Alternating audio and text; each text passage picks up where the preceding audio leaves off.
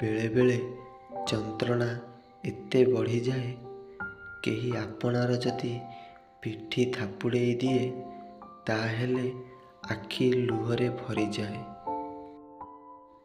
ଯିଏ ଟଙ୍କାଟେ ରୋଜଗାରର ପରିଶ୍ରମକୁ ବୁଝିଯାଇଛି, ସେ କୋଟିପତି ହେଲେ ବି ତାଙ୍କ ପାଖରେ ଅହଙ୍କାର ଆସିବ ନାହିଁ।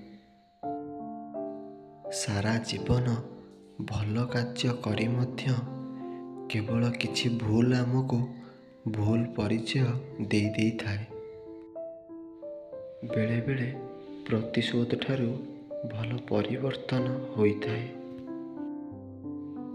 ଖରାପ ତ ସେତେବେଳେ ବହୁତ ଲାଗିଥାଏ, ଯେବେ ଆମେ ସମସ୍ତଙ୍କୁ ପଛ କରିଦେଇ ଆମେ ଜଣକୁ ଭଲ ପାଇଥାଉ, ଆଉ ସିଏ ଆମଠାରୁ ଦୂରେଇ ଯିବାକୁ ଇଚ୍ଛା ରଖିଥାଏ।